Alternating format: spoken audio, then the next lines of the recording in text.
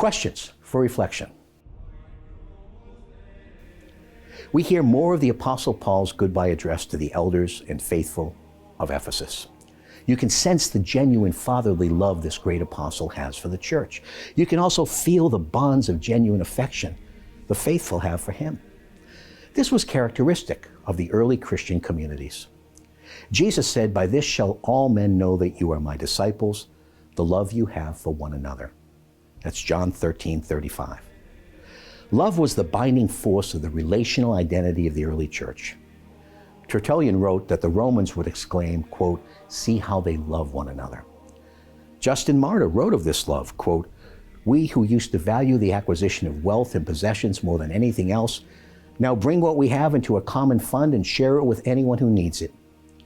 We used to hate and destroy one another and refuse to associate with people of another race or country. Now, because of Christ, we live together with such people and pray for our enemies," end quote. Paul, as their father in the faith, also warned of the hardships they would suffer. He warned of the wolves who would come with false teachings, and his warnings were accurate. One of the greatest dangers to the church of the first 3 centuries was such false teaching.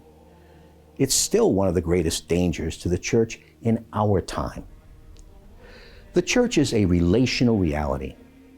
Christianity is not me and Jesus, rather it's me in Jesus, and in Jesus with you for the sake of the world. Do we view our relationship with other Christians in this way? Do we have genuine affection for them as brothers and sisters? Do we guard the teaching we receive from the scriptures, the catechism, and the teaching office of the church? How important is it to us to be Catholic Christians?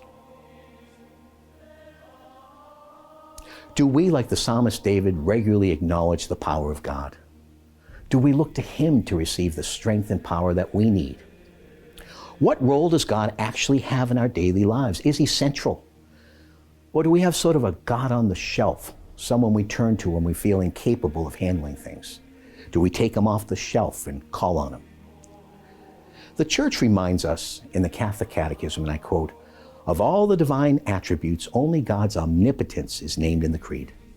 To confess this power has great bearing on our lives. We believe that His might is universal. For God, who created everything, also rules everything and can do everything." That's paragraph 268. And in the next paragraph, and I quote, "He is the Lord of the universe, whose order He established, and which remains wholly subject to Him and at His disposal. He's master of history, governing hearts and events in keeping with His will," end quote. We need to acknowledge the omnipotence of God and begin to realize more and more who He truly is. Only then will we come to understand who we are. Jesus continues His heartfelt priestly prayer to the Father in the gospel text appointed for today's Holy Mass. He knows what is coming as He walks toward the day when He will stretch His arms out on the cross and embrace the fallen world. He knows that He will defeat death, rise, and that He will return to the Father. He wants those whom He loves to experience unity with Him and with the Father by the power of the Holy Spirit. Those whom He loves includes you and me.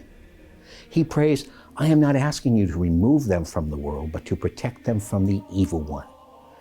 They do not belong to the world any more than I belong to the world," Jesus said. He continued, "Consecrate them in the truth. Your word is truth. As you sent me into the world, I've sent them into the world, and for their sake, I consecrate myself, so that they too may be consecrated in truth," end quote. To be consecrated is to be set apart, to be dedicated. Jesus asked the Father to set us apart from this world by setting us apart for the truth. Jesus set us apart by giving Himself to us completely, redeeming us from the grip of the evil one and freeing us from the penalty of sin and the separation it brings. He is the way, the truth, and the life. He also invites us to continue on in the truth, to take an active role by living a consecrated life, a life set apart for God. Hear His words. "If you continue in my word, you are truly my disciples, and you will know the truth, and the truth will make you free." That's John 8:32. Do we understand what it means to be set apart for God, to be consecrated in truth? Do we stay in His Word?